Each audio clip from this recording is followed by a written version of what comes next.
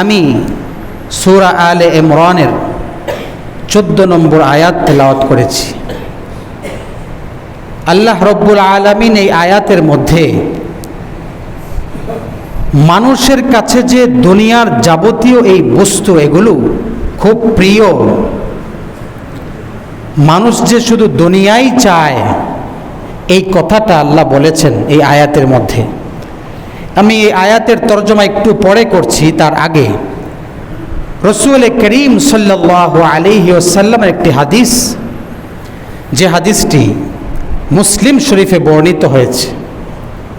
রাসূলুল্লাহ সাল্লাল্লাহু আলাইহি ওয়াসাল্লাম ইরশাদ করেন, ফাওয়াল্লাহি মাল ফাকর আখশা আলাইকুম ওয়ালাকিন্নানি আখশা আলাইকুম আন তুবসাতা আলাইকুমুদ দুনিয়া। রাসূল বলেন, আমি তোমাদের জন্য দারিদ্রতার ভয় করছি না।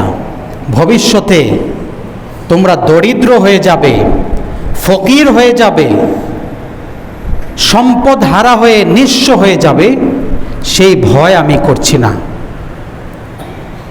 আমি ভয় করছি কি, আন তুবসাতা আলাইকুমুদ দুনিয়া, দুনিয়া তোমাদের সামনে ছড়িয়ে দেওয়া হবে।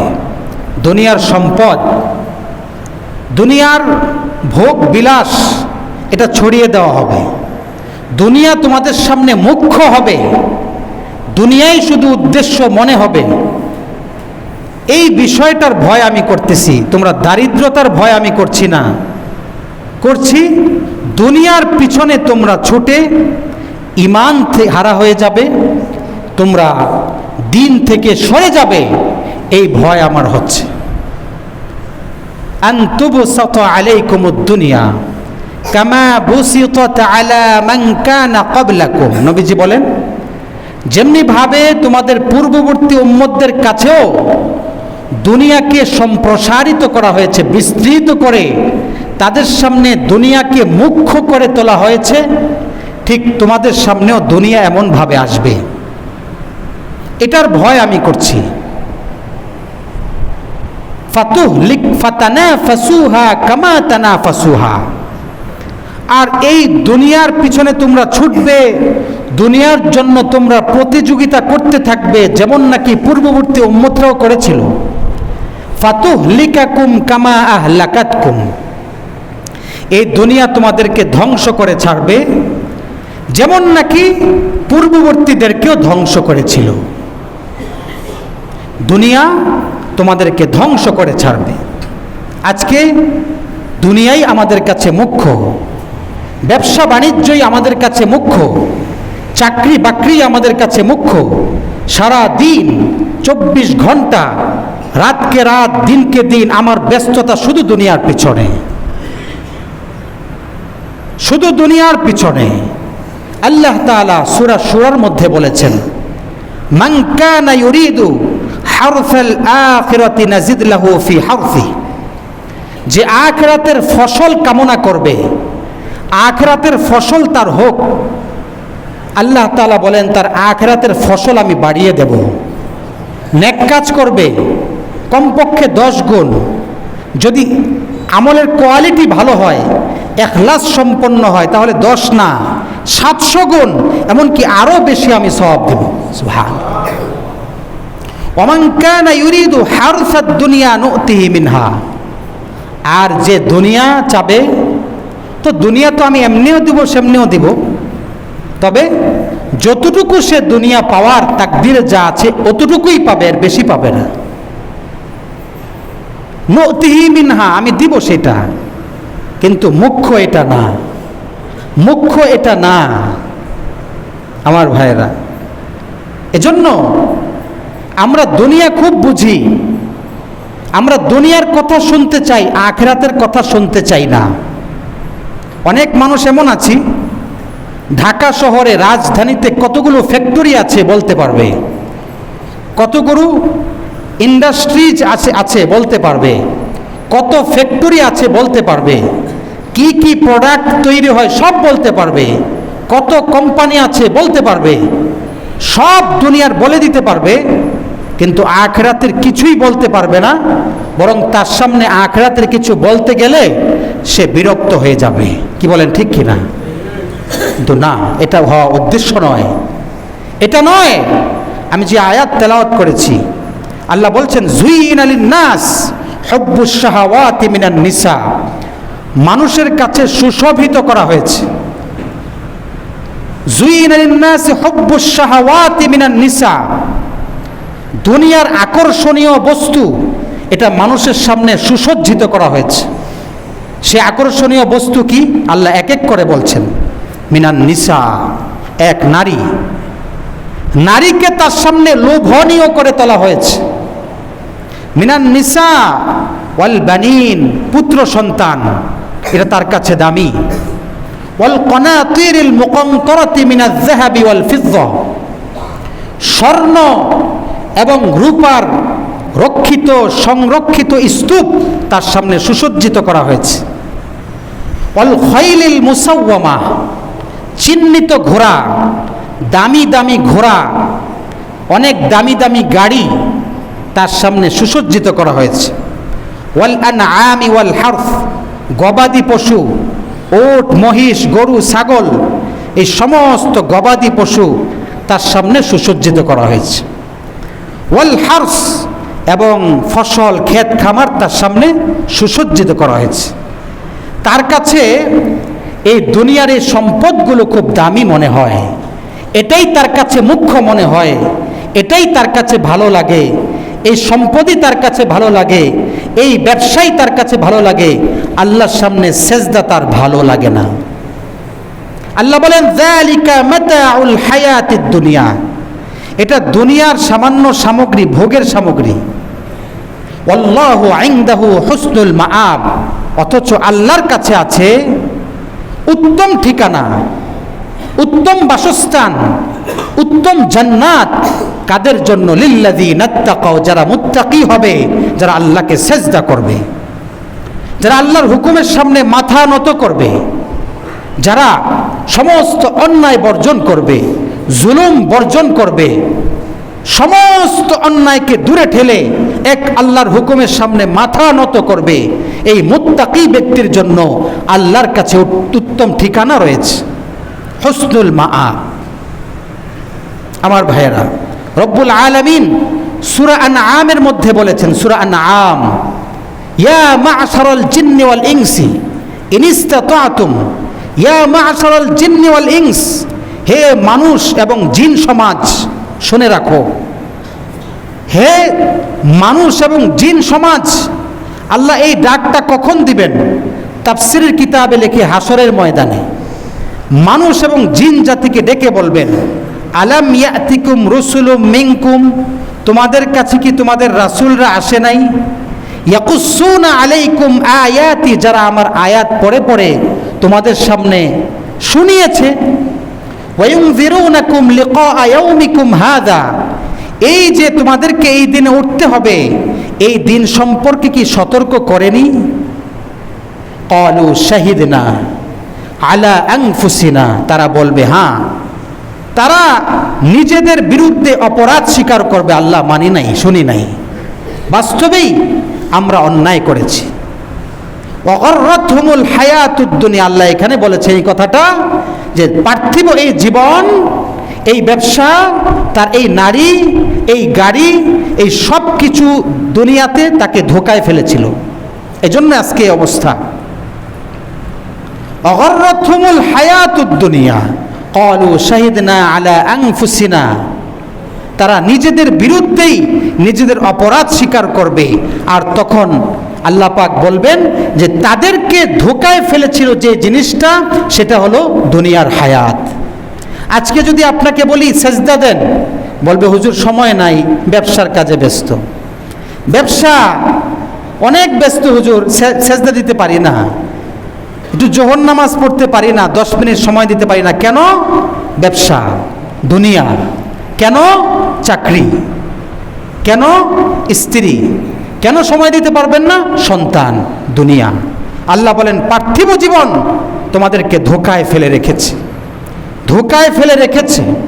আল্লাহ তাআলা আরেক জায়গায় বলেছেন সূরা হজের মধ্যে আমাদের নবীকে, লা তামুদ্দান্না আইনাইকা ইলা মা মাত্তানা বিহি, নবী আপনি আপনার চক্ষুকে সেদিকে প্রসারিত করবেন না, ইলা মা মাত্তানা বিহি আজওয়াজাম মিনহুম, এই যে কাফের মুশরিকদের অনেক সম্পদ, অনেক ক্ষমতা, এই যে চাকচিক্যময় তাদের জীবন, এটা দেখবেন না আপনি।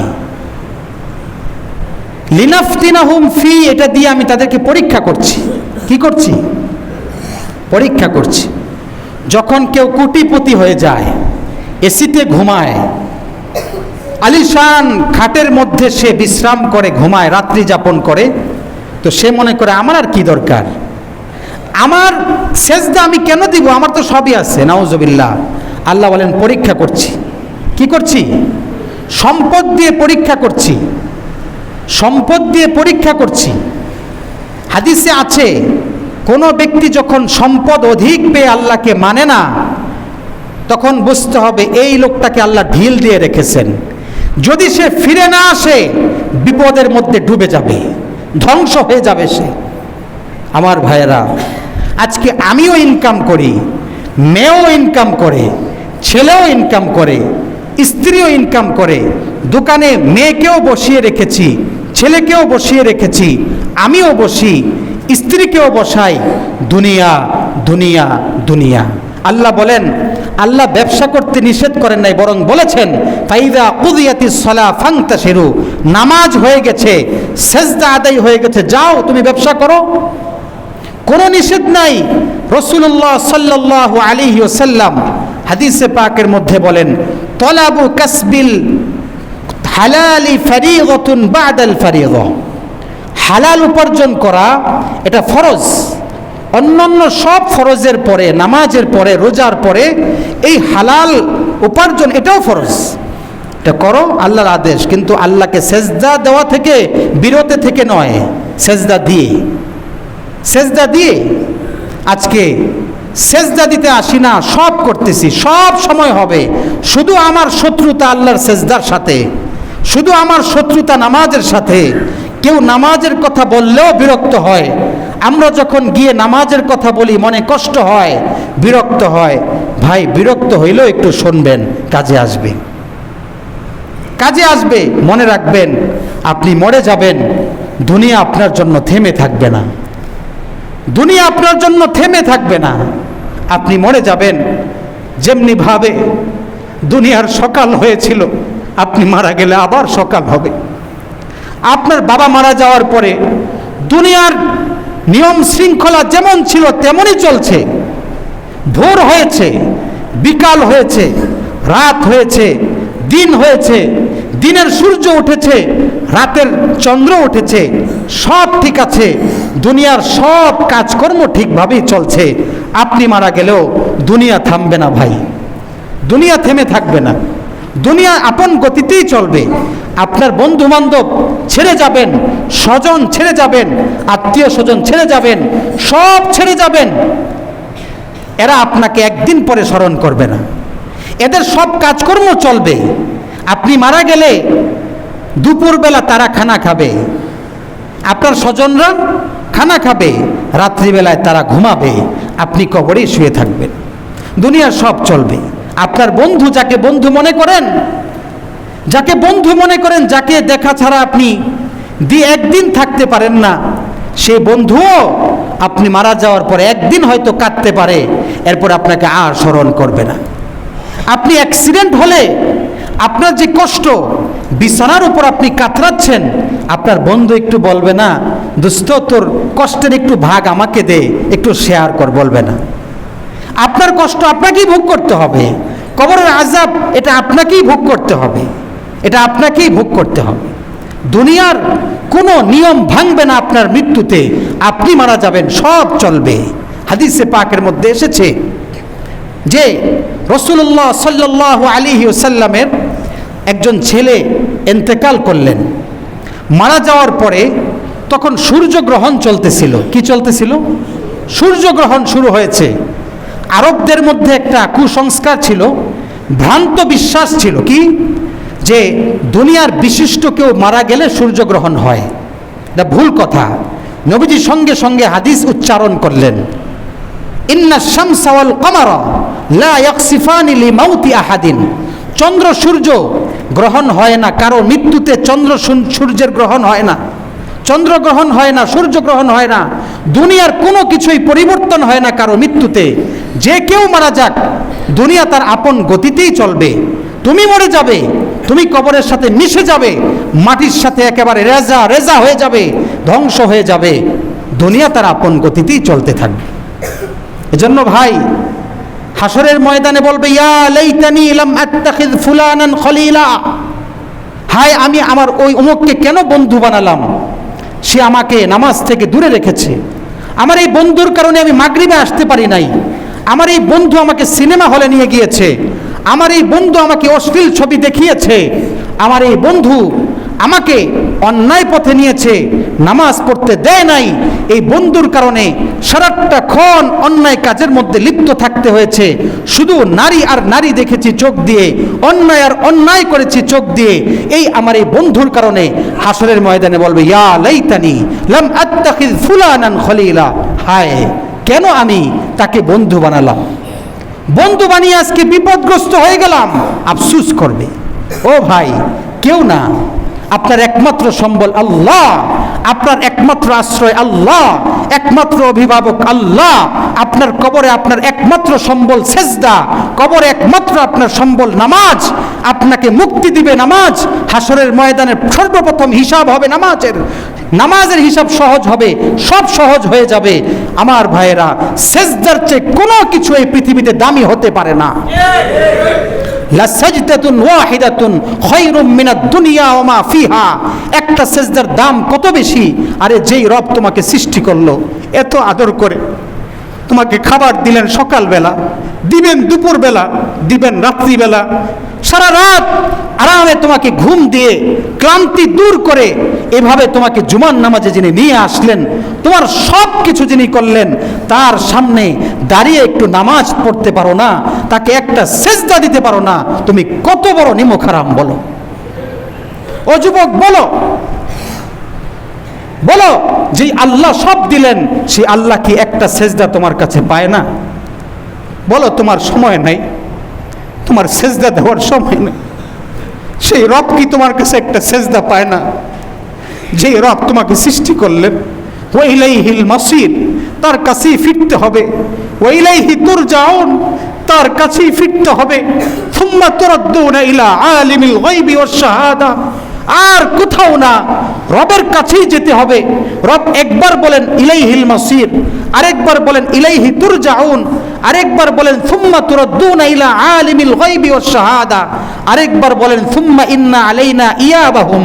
আরেকবার এক এক ভাষায় বলছেন, বান্দারে তুই যেতে পারবি না অন্য কোথাও, আমার কাছেই আসতে হবে। সেদিন আমি আর ছাড় দিব না, আজকে সব দিচ্ছি, সেদিন ছাড় দিব না। সেদিন বলবি, আল্লাহ আমাকে মৃত্যু দিয়ে দেন, এই শাস্তি আর ভোগ করতে পারবো না। সেদিন আমি বলবো, বান্দারে এটা সেই জায়গা না, এখানে মৃত্যু নাই। বান্দা বলবে, আল্লাহ মৃত্যু না দিলে তাহলে একটু আযাবটা কমায় দেন, শুক্রবার দিন একটু আযাবটা কমান। আল্লাহ বলবেন, না রে বান্দা, এখানে আর সুযোগ নাই, এখানে আর সুযোগ নাই। আমার ভাইয়েরা, সিদ্ধান্ত নেন, কবরের আযাব সহ্য করতে পারবেন? বলেন, কবরের আযাব সহ্য করতে পারবেন? জাহান্নামের আগুন সহ্য করতে পারবেন? সম্ভব না। পৃথিবী বড় স্বার্থপর, যে পৃথিবীর জন্য এত কিছু করছি, পৃথিবী বড় স্বার্থপর। দুনিয়ার সকল ক্ষমতাধরকে পৃথিবী ধাক্কা দিয়ে দুনিয়া থেকে ফেলে দিয়েছে। পৃথিবীর বড় বড় সম্পদশালী, তাদেরকে মাটির নিচে মিশিয়ে দিয়েছে। পৃথিবী অসংখ্য রূপসী নারীকে মাটির সাথে ঝাঁঝরা ঝাঁঝরা করে দিয়েছে। সুন্দরী রূপসী, তার রূপের কোনো শেষ ছিল না, আজকে মাটির সাথে মিশে গিয়েছে। এমন দুনিয়ার কত ক্ষমতাধর, যার আঙ্গুলের ইশারায় মানুষ উঠত আর বসত, যার আঙ্গুলের ইশারায় মানুষের গর্দান উড়িয়ে দেওয়া হতো।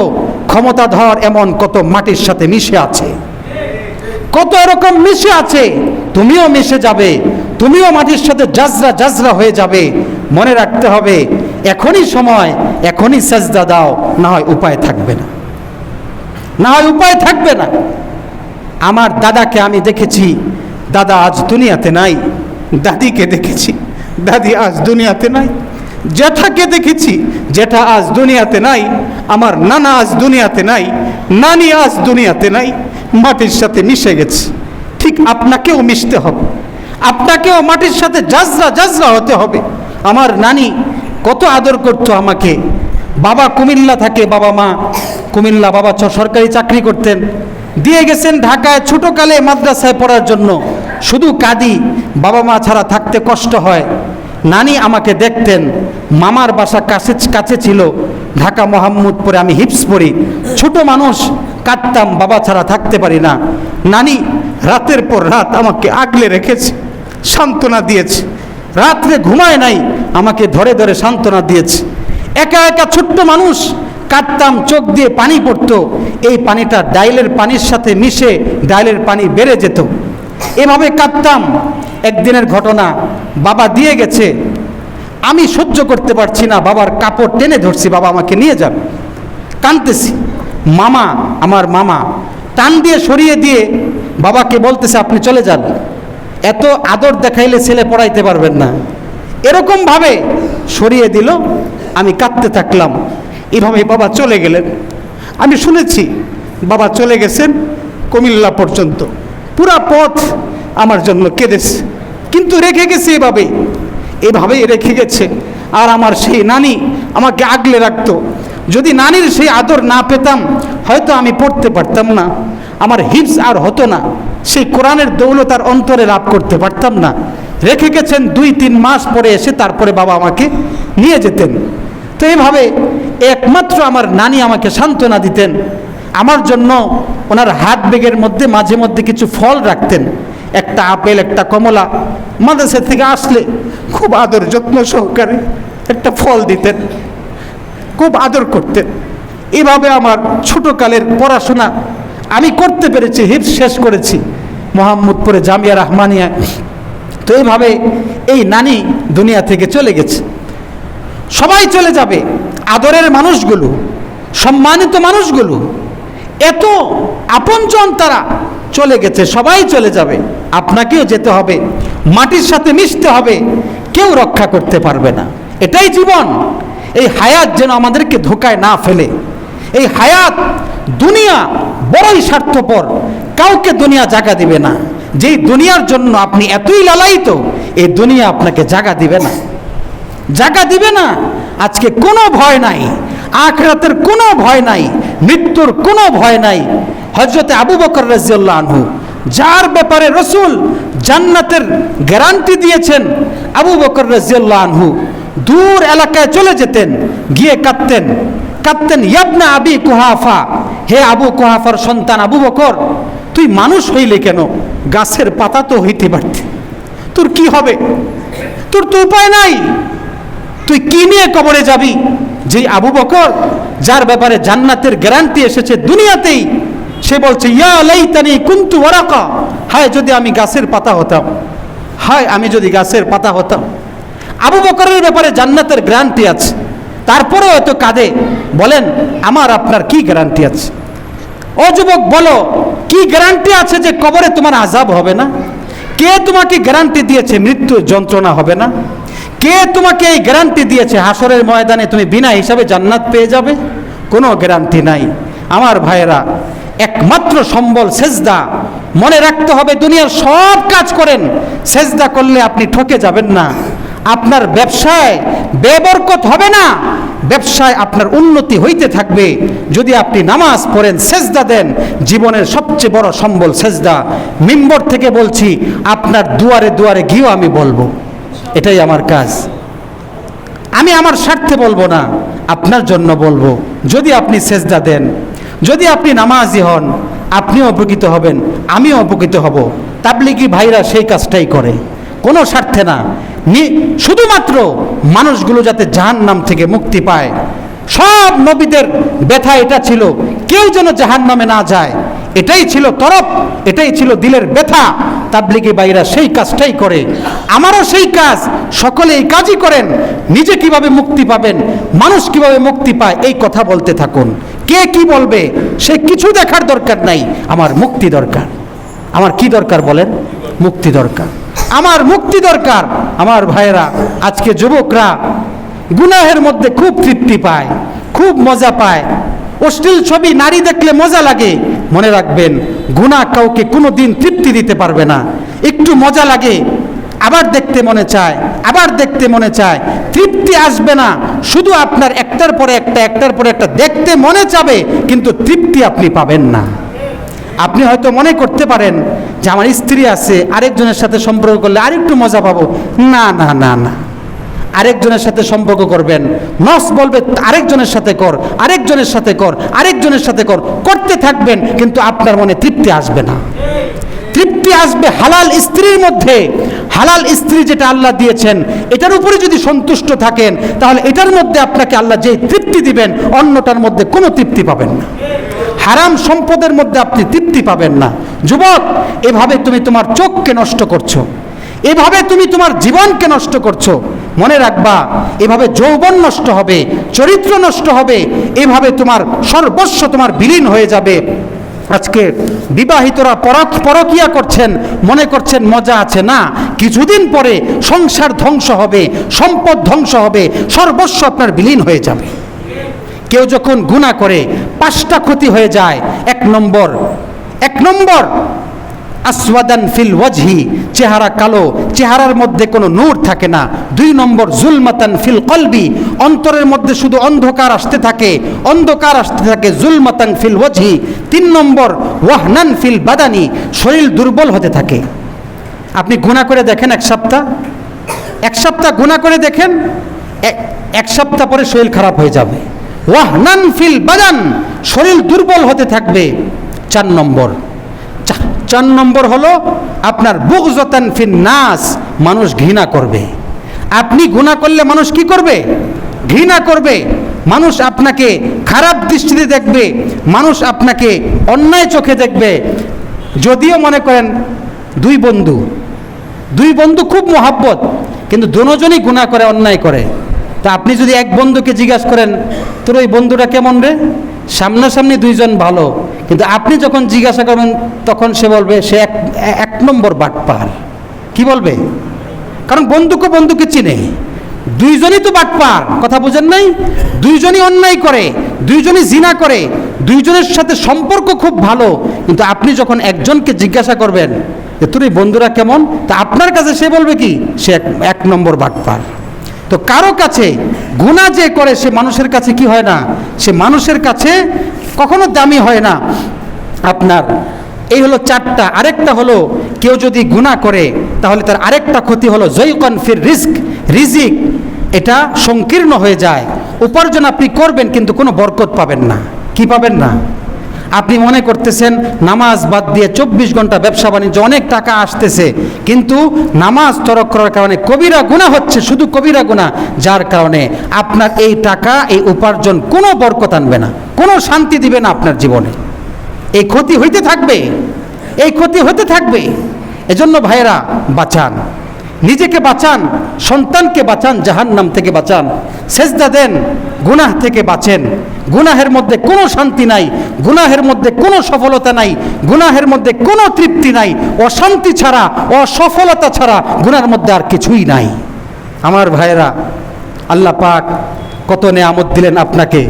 সকালে নাস্তা করালেন, তার আল্লাহ পাক রিজিকটা কি আপনি এনেছেন না আল্লাহ দিয়েছেন? দুপুরে খাওয়াবেন, এটা কি আপনি আনবেন না আল্লাহ দিবেন? রাত্রে খাওয়াবেন, কে দিবেন? আল্লাহ পাক রব্বুল আলামিন সব ব্যবস্থা করেন। রাত্রিবেলায় নিঝুম, রাত্রিটাকে অন্ধকার করে, নিঝুম করে, নিস্তব্ধ করে, সমস্ত শব্দকে নিঃশব্দ করে আপনার চোখে যিনি ঘুম পাড়িয়ে দেন তিনি আল্লাহ। রাত্রি হয়ে যায়, বাবা সন্তানকে বলে, বাবা ঘুমাবা না? ঘুমানোর সময় তো হয়েছে। সন্তান বাবাকে বলে, বাবা আপনি ঘুমাবেন না? মাকে বলে, মা ঘুমাবেন না? ঘুমানোর সময় তো হয়েছে। কিন্তু আমরাও যেন বলি আল্লাহকে, আল্লাহ আপনি কি একটু ঘুমাবেন না? আপনি সারাদিন এই যে কুল কায়নাত দেখে রাখছেন, আপনিও তো ক্লান্ত। আমরা যেমন ক্লান্ত, আপনি তো আরও ক্লান্ত হওয়ার কথা। আমরা যেন রবকে বলি, রব, ও রব আপনিও কি একটু ঘুমাবেন না? আল্লাহ বলেন, লা তাখুযুহু সিনাতু ওয়ালা নাওম, আমার ঘুম আসে না, তন্দ্রা আসে না, কারণ বান্দা তোকে যে আমার দেখে রাখতে হবে। তোর চোখে আমি ঘুমিয়ে গেলে তোর চোখে ঘুম দিবে কে? তোর চোখে ঘুম দিবে কে?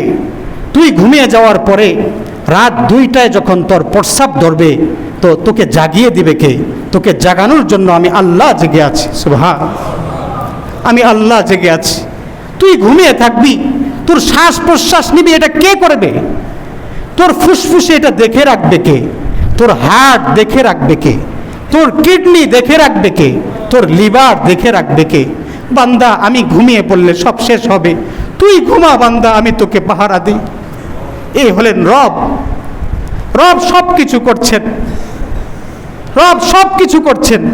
রাত্রিবেলায় ঘুম পাড়িয়ে দিলেন, আপনার ক্ষেতের পাহারাও দিলেন। বান্দা দিনের বেলা তুই বীজ বপন করে এসেছিস তোর জমিনের ভিতরে, সময় মতো আমি কুয়াশা দেব, সময় মতো বৃষ্টি দেব, সময় মতো এই জমিনটাকে চালনির মতো ছিদ্রি করে বৃষ্টি ঢুকিয়ে সেখান থেকে আবার চারা উঠিয়ে তোর জন্য আমি রিজিকের ব্যবস্থা আমি করব। বান্দা তুই আরামে ঘুমা। তিনি হলেন রব, আপনার জন্য ঘুমের ব্যবস্থা করলেন, আপনার জন্য আরামের ব্যবস্থা করলেন, সম্পদ দিলেন, সন্তান দিলেন, সুস্থতা দিলেন, রিজিক দিলেন, সব দিলেন। যেই আল্লাহ, আল্লাহকে ভুলে গেলেন, আল্লাহকে ভুলে গেলেন। কত নিমুখ হারাম! সেই রবকে ভুলে যাওয়া এটা কোনো ইনসাফদার মানুষের পক্ষে সম্ভব নয়, ঠিক নয়। কোনো ইনসাফদার মানুষ এই কাজ করতে পারে না। যেই রব চোখে চোখে দেখে রাখেন, আল্লাহ বলেন আলাম ইয়ালাম বিআন্নাল্লাহ ইয়ারা, বান্দারে আমি তো তোর খাবারের ব্যবস্থা করব, এত টেনশন করিস কেন? একটা হাতি 24 ঘন্টায় তার খাবার লাগে 250 কেজি, 90 লিটার সে পানি খায়। এই হাতির খাবার আমি দিলে তুই মানুষ, তোকে আমি দিব না? একটা তিমি মাছ সে 1 লোকমা খাবার খায় কতটুকু? 200 জন তাগড়া যুবক, 200 তাগড়া যুবক সপেট ভরে যতটুকু খেতে পারে একটা তিমি 1 লোকমা এই পরিমাণ খায়। আল্লাহ বলেন আমার এই মাখলুকটাকে যদি আমি খাওয়াতে পারি, আমি তোকে খাওয়াতে পারবো না? আরে বান্দা, রিজিকের পিছনে এতই পেরেশানি আমি করতে নিষেধ করি নাই। তুই ব্যবসা কর, তুই চাকরি কর, তুই সব কিছু কর, কিন্তু আমাকে ভুলে যাবি না, সেজদা দেওয়া থেকে দূরে সরবি না। এজন্য জাহান্নাম থেকে বাঁচতে হবে। আজকে নিজেও বাঁচি না, ঘরের মধ্যে নিজেও টেলিভিশন দেখি, সন্তানকে নিয়ে দেখি, দেখতে দেখতে রাত 12টা 1টা পর্যন্ত দেখতে থাকি। নিজেরও ফজরের খবর নাই, সন্তানেরও ফজরের খবর নাই। বলেন কিভাবে মুক্তি পাবেন হাসরের ময়দানে? কিভাবে মুক্তি পাবেন? কিভাবে মুক্তি পাবেন একটু বলেন। এই সন্তানকে আপনাকেই তো বাঁচাতে হবে, নিজেও সেজদা করতে হবে, সন্তানকেও সেজদা করাতে হবে। বড় পীর আব্দুল কাদের জিলানী রহমতুল্লাহ আলাইহি, আপনার নাম শোনেন নাই?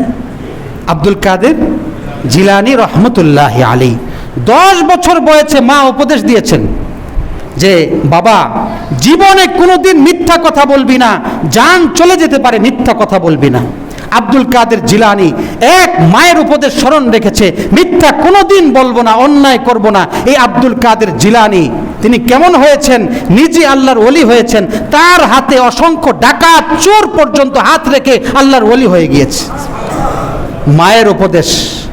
আজকে মারা সন্তানদেরকে বিভিন্ন গল্প শোনায়, নর্তকীর নাচের গল্প শোনায়, অশ্লীল গায়কের গান শিখায়। বাবা নর্তকীর সেই নাচ শিখানোর জন্য আপনার বিভিন্ন স্কুলে পাঠায়, যেখানে নাচ শিখায়। এটা মুসলমানের কাজ। আপনি নিজেও ধ্বংস হচ্ছেন, সন্তানকে নিজ হাতে জাহান্নামে আপনি ঢুকিয়ে দিচ্ছেন। ও ভাই, কথা একটু জোরে হতে পারে, কিন্তু দরদের সাথে বলছি, বাঁচতে হবে আমাকে, আপনাকেও বাঁচতে হবে। কোন দিন মারা যাবেন বলা যায় না। আমার মৃত্যুর ডাক আপনি শুনতে পারেন, আপনার মৃত্যুর ডাকও আমি শুনতে পারি কিছুদিনের ভিতরেই। বলা যায় না কে কখন মারা যাবে, কিন্তু এই কথাটা মনে রাখতে হবে। ইমাম বুখারী রহমতুল্লাহ আলাইহি, সকলেই জানেন বুখারী শরীফের যিনি লেখক, ওনার মূল নাম হলো মুহাম্মদ। বুখারী তো ওনার এলাকা বুখারা, এই হিসাবে বুখারী বলা হয়। ওনার নাম হলো মুহাম্মদ। আমাদের নবীর নাম যেমন মুহাম্মদ, তার নামও মুহাম্মদ। আমাদের নবী যেমন মৃত্যুর পূর্বে বাবাকে হারিয়েছেন, এই বুখারী শরীফের লেখক ইমাম বুখারী রহমতুল্লাহ আলাইহিও তার মৃত্যুর আগে বাবাকে হারিয়েছেন। 8 বছর বয়সে ইমাম বুখারীর চোখ অন্ধ হয়ে গেছে, জন্মান্ধ না, চোখ ভালো ছিল, 8 বছর বয়সে চোখ অন্ধ হয়ে গেছে। ইমাম বুখারীর মা কাঁদতেছেন, সেজদায় পড়ে কাঁদতেছেন, আল্লাহ এটা আমার স্বামীর আমানত, আমার তো অনেক আশা সন্তানটাকে আলেম বানাবো, তাকে অনেক বড় জগৎ বিখ্যাত কোরআন হাদিসের আলেম বানাবো, এটা আমার ইচ্ছা, আল্লাহ আপনি তার চোখটা ভালো করে দেন। সেজদায় পড়ে থাকেন, সমস্ত আলেমরা এই ঘটনা জানে যে সেজদায় পড়ে আছেন, সেজদায় পড়ে আছেন, রাতের পর রাত কাঁদতেছেন সন্তানের জন্য। এক রাত্রিবেলায় হযরত ইব্রাহিম আলাইহিস সালাম স্বপ্নযোগে ইমাম বুখারীর মাকে বলছে, ও মা, তোমার এই চোখের পানির বদৌলতে তোমার সন্তানের চোখের দৃষ্টি আল্লাহ ফিরিয়ে দিয়েছে। সুবহানাল্লাহ।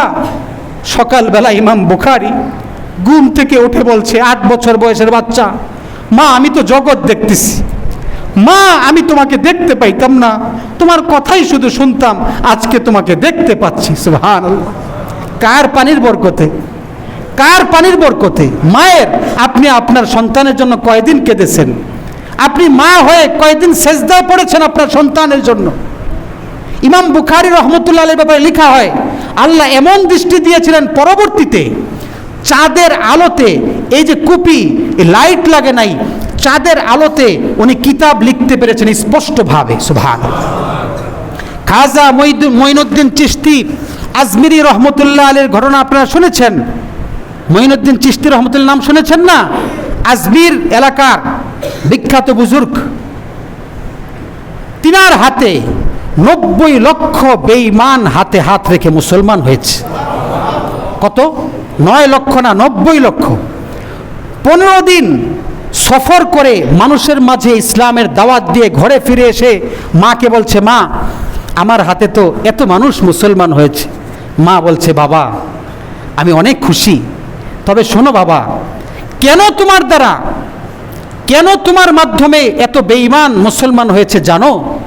ও বাবা শোনো, আমি তোমাকে ছোটবেলায় যখন দুধ পান করিয়েছি, প্রতিটা ফোঁটা দুধ পানের সময় আমি ওযু করে তারপর তোমাকে দুধ পান করিয়েছি, যার ফলে তুমি এমন পবিত্র একজন মানুষ হয়েছ, আর তোমার জুবানের এই বরকতে মানুষগুলো ইসলাম গ্রহণ করেছে। সুবহানাল্লাহ।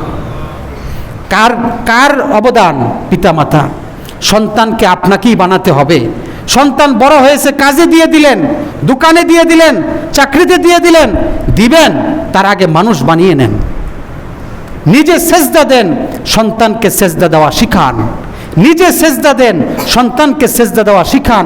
সেজদা ছাড়া কোনো গতি নাই, কোনো গতি নাই, সে কথাই আপনাদেরকে বোঝাতে চাই। কখনো মিম্বরে, কখনো আপনার কাছে গিয়ে, কখনো দোকানে গিয়ে, কখনো ঘরে গিয়ে পিঠে হাত দিয়ে ভাই বলে, বাবা বলে আপনাকে হয়তো সম্বোধন করতে পারি। এটা কোনো দুনিয়ার স্বার্থে নয়, আপনার ইমানের স্বার্থে, আপনার মুক্তির স্বার্থে। সেটা তাবলিগ জামাতের সাথেও একসঙ্গে হতে পারি।